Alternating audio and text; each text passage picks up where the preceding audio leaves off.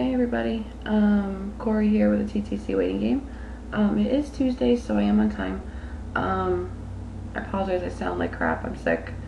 But as y'all know from the last video, or videos, I don't know how long ago it was.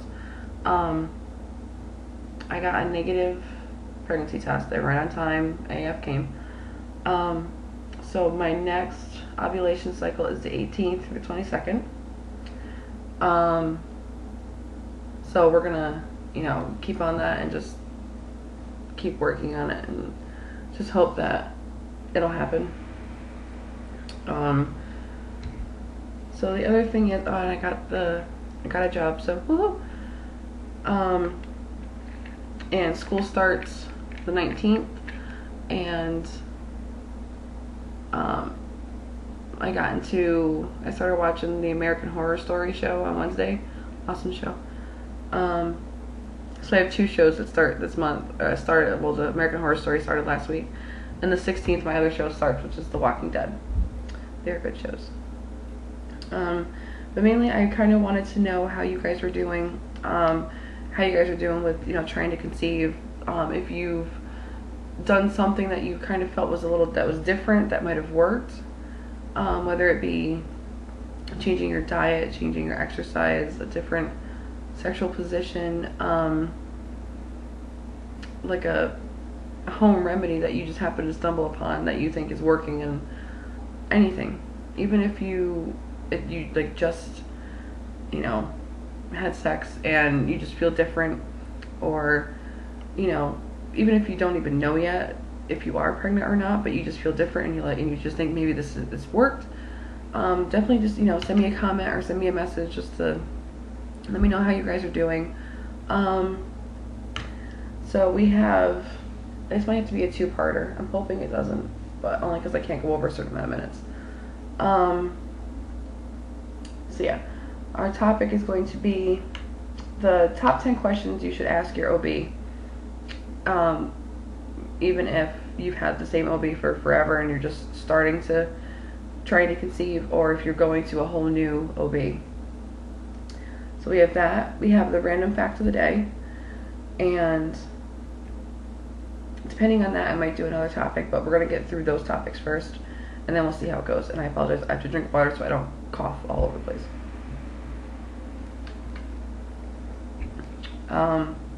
Okay, so the top 10 questions you should ask your OB.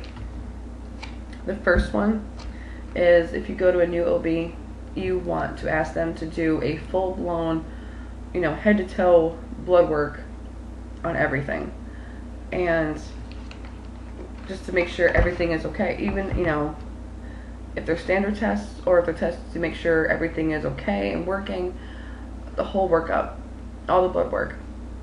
And then when they tell you what blood work they're going to send you for, you definitely want to take notes, write down every single thing they're going to test you for, because certain blood tests have to be done at certain parts during your menstrual cycle. So if they're sending you to do the whole workup, and then as you look at you read about it, and it says you're getting all of them done on this day, then you realize, well, I can't even have two of these tests until a couple weeks from now.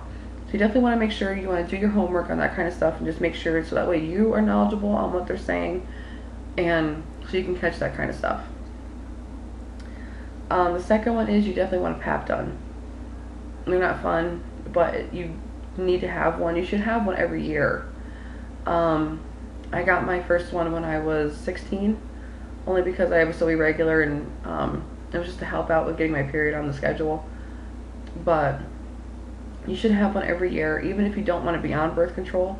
Definitely having one every year is really great, just to make sure nothing is wrong and that everything's in working order. The second thing is, you want to talk about having your partner checked, just to make sure, because I know when we find out we can't conceive, or we're having difficulty conceiving, we automatically jump that it's us, that we can't, it's us, there's something wrong with us. That's not always the case. Sometimes the cases are your man's sperm just isn't capable, or there's not enough, or there's none at all, or some kind of problem in that area. So you definitely want to talk about that, about the effects of that, and having your man checked and examined, making sure he's okay and everything is okay. Another thing you want to ask is him if infertility is hereditary. And I know some people are going to be like, that's really, that's a stupid question. But it's good to know because they can give you a lot of back, stories on exactly what causes infertility. And it's not always being overweight. There's so many other issues. And, to see exactly, with knowing your medical history and your family's medical history, it might just be, it might not be that infertility is hereditary. It could just be that there's certain medical problems that are in your medical history and your family's history that could be affecting your infertility. You also want to talk to him about, I know I don't like talking about it, and a lot of us don't. You definitely want to talk and get a full idea, and bring a notebook because you want to take lots of notes. See how much of an effect your weight is for getting pregnant. And I know you're always told, we're told it's harder because you're overweight. That we understand. But asking your OB exactly what the circumstances are with being overweight and wanting to get pregnant, and what all that entails. Like the difficulties, with getting pregnant, the difficulties if you get pregnant, when you get pregnant, everything, the before, the middle, and the end. You want everything. And with being overweight, you also want to know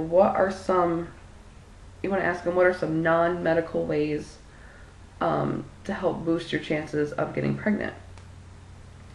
I know a lot of people are prescribed Clomid, which is good. It stimulates your ovaries to produce more eggs, so you have a better chance of getting pregnant. But you want to see if they know of any non-medical ways to help you get pregnant, because with being overweight, the less medication you have in your system, the better. And the next thing is, if you are prescribed medication like Clomid, you want to know, I know it varies for everybody, but you want to know, even if they have to give you a guesstimate, you want to know how long it's going to take. Does it take a few weeks for it to kick in and start working? Am I going to have to wait, until my next cycle to see if it worked? How long am I going to start seeing some changes or some results or something, just so I know it's working? So you definitely want to know what you're looking at as far as how long it's going to take to start showing that it's working. The other thing is I know they tell you you should, have sex during ovulation time. But if you're so irregular, it's so hard to determine when you should have sex. So you want to talk to your OB, for you personally, how often you should have sex. Depending on, any medical conditions or anything like that that could affect you in getting pregnant, you want to know, for you personally, how often you should have sex. And what you also want to ask is, you want to know, with being overweight, if you are automatically considered a high risk if you get pregnant, if and when you get pregnant. Just to help prepare yourself and to know, what the road will entail ahead of you when you do get pregnant. Some OBs go by a certain amount of weight that you're over where you should be to be considered a high risk. It depends on your blood pressure and all that kind of stuff to see if you would be a high risk. But some OBs automatically go by a certain weight. If you're so much weight over where you should be, you're automatically considered a high risk. So you definitely want to know that. The last thing you want to know with being overweight, and it's not just overweight people, a lot of people that that get pregnant get it. You want to know, being overweight, what are your chances of getting gestational diabetes? Because it's a scary thing. So you want to know, with having the extra weight, how much of an increase of a chance you have for getting the gestational diabetes. Okay, so those are the top 10 questions you want to ask your OB. So the random fact of the day is color blindness. And I thought that'd be a cool topic. It is very, very, very rare for a woman to be colorblind.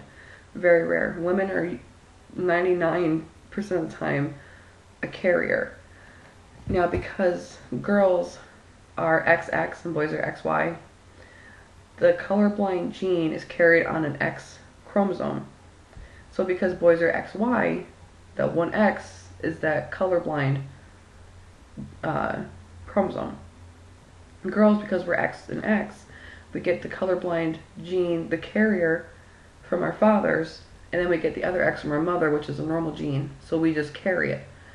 And which means that when we have children, because it's in every male either carries it or is colorblind in some way. So when we have children, when we have, little boys, they will most likely be colorblind. And it varies on the amount of colorblindness. My father is colorblind. My mother's not. I'm not colorblind. There's some colors I have trouble distinguishing between, but I think a lot of people have problems with certain colors, only because they can be so close together. But it's like when I get pregnant, and if I have a boy, there's a really high likelihood that he would be colorblind. But it's rare for a woman to be colorblind. But that was the random facts of the day. The other thing I want to talk about, I'll do it really quick, is clothing for plus size girls. Only because when you go into a clothing department, and it seems like every time you go to the plus size section, they have these clothes that have these huge prints, and it's like, I don't want to look like a tent, I want to look nice. But the main thing you want to stay away from is stripes. You do not want stripes that go, horizontally, because it just makes you look wider. You want them vertical. The other thing you want to stay away from are capris, only because it chops you mid-calf, and it makes your legs look bigger. The other thing you want to do is when you wear a shirt and it's low cut, if you're heavier set, we have this problem with our extra chin, but you want an elongated neckline because it makes your neck look longer. And so you stand up straight, it makes your neck look longer. And you want all the attention to be focused around your chest. I know that's not what all the girls want to hear, but you want the focus to be on your chest and the tightest part of your shirt to be under your boobs. And so the rest of it will flare out so it's not clingy. And when you draw the attention up, you bring the attention up from your stomach to here to your face. And the same thing as if you wear a shirt that comes up high, wear a really long, pretty necklace. Because it'll help, even though if you have a high up shirt, or like a turtleneck, or like one of those, pretty sweaters have the really big neck things. You want a really long, pretty necklace to help elongate your neck. But, other than that, that's pretty much it. You just, want to be comfy and you want to look nice and not accentuate things you don't want to accentuate. But that's it for today. I will see you guys next Tuesday, and we'll see how things are going then. I hope to hear from you guys. Bye.